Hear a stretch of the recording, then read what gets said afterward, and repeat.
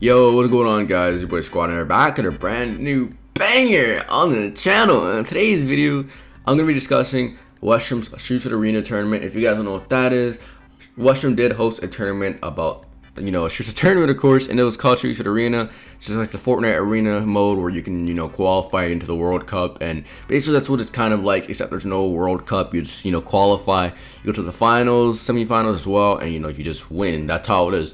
But basically in this video, I'm going to be discussing about what I didn't like and what I did like. And I'm just going to say right now, I do like the fact that Westdrum did host a tournament, but I just feel like it went horrible from a person who's hosted tons of competitive leagues, tournaments, and myself being a competitive player. So anyway, I hope you guys do enjoy this video. Go ahead, drop a like, subscribe, and put on notifications. This video is not meant to hate or bash Westdrum. It's just my opinion on the whole tournament, what I felt could have been changed. And also, I'm going to be hosting a tournament soon, so if you guys want to join my tournament, go make sure to join my tournament. Link will be inside the description. It'll be a Robux prize pool instead of a PayPal, because I do know a lot of people don't like PayPal. A lot of people can't even use PayPal. So for sure, we're going to be doing a Robux tournament. And anyway, let's get right into the details. So basically, as a competitive player, I thought this league would be more, towards the competitive players, and that would be fair and balanced. But in this tournament, a lot of things went wrong. For instance, there was SMGs that were allowed, and if you're a competitive player or you're trying to make a competitive league, an SMG should not be allowed. It's classified literally as a spray and pray weapon, and it's called an SMG. SMG is supposed to be close range, and an SMG literally has like almost no recoil inside the game unless you're using the what's that one called? The SMG 101, which is basically an MP7. That's the only weapon that's SMG that has so much recoil, but it does so much damage and it's so accurate. So I really feel that shouldn't have been in the game. And on top of that, drum guns were allowed, Tech 9s were allowed, every single SMG was allowed, and that really made the game feel a little bit, aggy to me. It felt like it wasn't skill based, it was more luck based, and who could spray and pray the fastest and hit headshots every now and then with the SMG, which happened a lot inside the box scrims in the semifinals. Because I made it to the semifinals, and when I got into the box scrims, which is dumb to me, why should we have to do dumb box scrims? Box scrims proved nothing in me. I mean, you have people that are all around the map third partying, and then on top of that, you have people who are allowed to use SMGs inside of boxes. If you have an SMG inside of a box, you're guaranteed to spray and pray down someone. Like, they're gonna get lasered by your SMG. So I don't know why that was allowed. Like I said before, that isn't skill based. That's more spray and pray, and who can shoot fastest or somehow hit 2 headshots with the SMG. That does not prove anything at all, and I felt that was kind of scuffed, made the tournament look unprofessional and not competitive at all. Another thing I felt was really annoying was like you didn't get the choice of choosing if you could do box scrims or FFA. You were you literally had no say in it if you wanted to do the FFA or if you want to do box scrims. I felt like it should have been better if you were able to choose FFA or box scrims. That would have been balanced. Would have had people who don't have good PCs to be able to play box scrims if they wanted that, or people who have good PCs that don't prefer box scrims to be able to play FFA. I feel that would have been even and fair for everyone who was playing to the semifinals.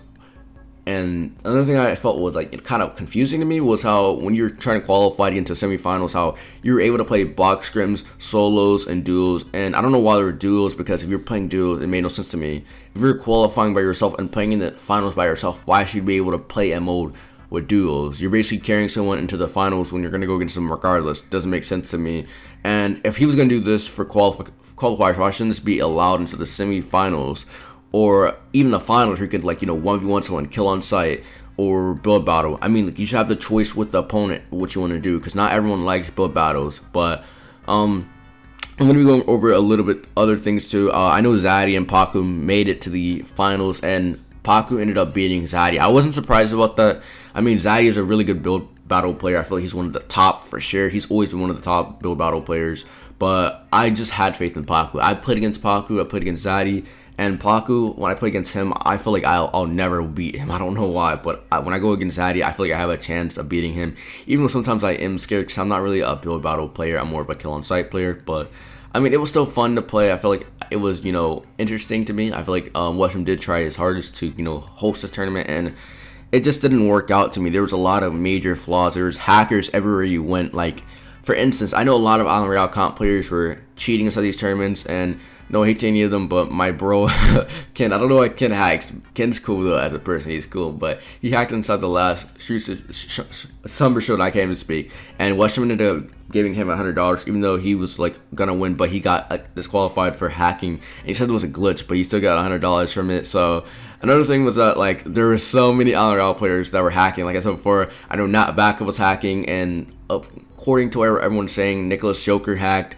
The list goes on, but it was fun to play once again. I feel like it was pretty interesting, but there should have been a lot more things going on. A lot of hosts were active at first, and then towards the end, it was pretty hard to, you know, get inside the finals. And he did start making it easier for people to get inside the finals. It made no sense to me. Like at first, it was 500. I qualified in the first 3 days. I was the fourth to qualify into the whole tournament, and there was 1,000 people who played inside the entire tournament. I was fourth, so it made no sense how I had to, you know, earn 500 points, and it was harder to get points. Like you only got points if you didn't die in that match. It's stupid to me as well.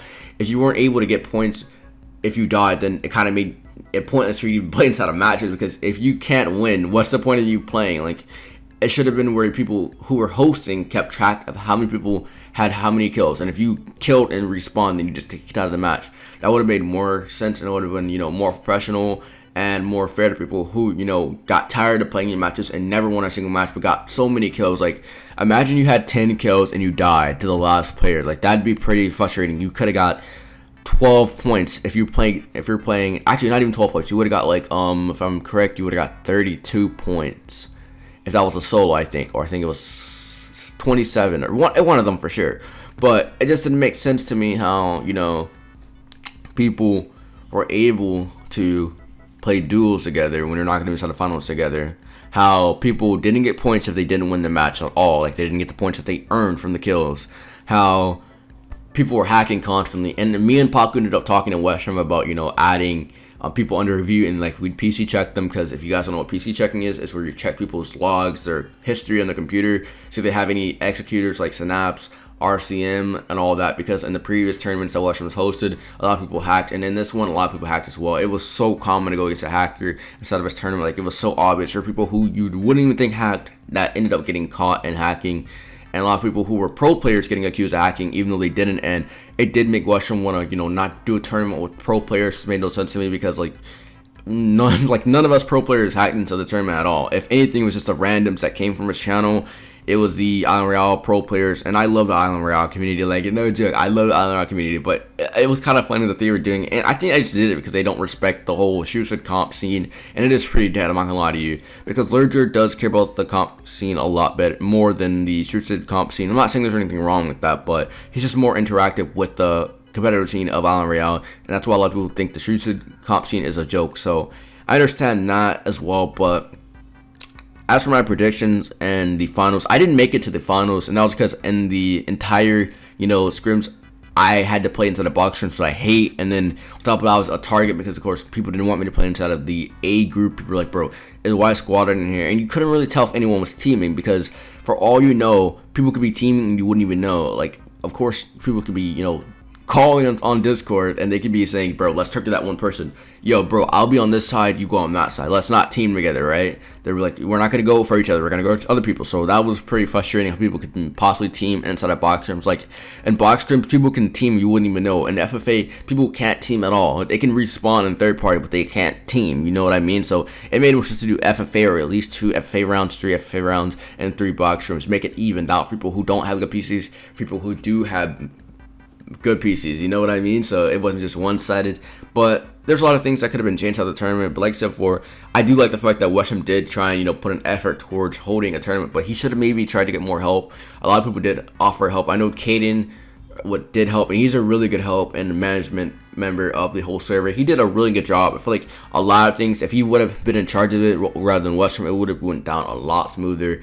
Especially with the help of Paku. Paku did make a lot of changes that helped out a lot. Paku did, you know, find out a lot of people were hacking. He was the reason why a lot of people who were hacking didn't make it to the finals. So Paku did contribute to the server a lot, of course, and he has played competitive scene with me and a lot of other players. He's one of the most noticeable players out of the whole Strucid competitive scene of all time. So it did feel nice that Paku was out there and that he did have a say in it, but he didn't have complete control of it, which I felt would have been a lot better if he controlled it, or maybe me, Zaddy, or someone like that, because we hosted a bunch of tournaments and leagues Me and Paco played in leagues as well, such as SL, RSL. We've been playing Strucid comp for an entire year, so we know about it. Westdrum has always been more of a content creator, and that's why I feel like it just didn't go correctly. It would have been a lot smoother if someone who actually played comp and knew players to the comp scene, it would have been so much better. But as I said before, this video is not meant to bash Westdrum. This is just my opinion.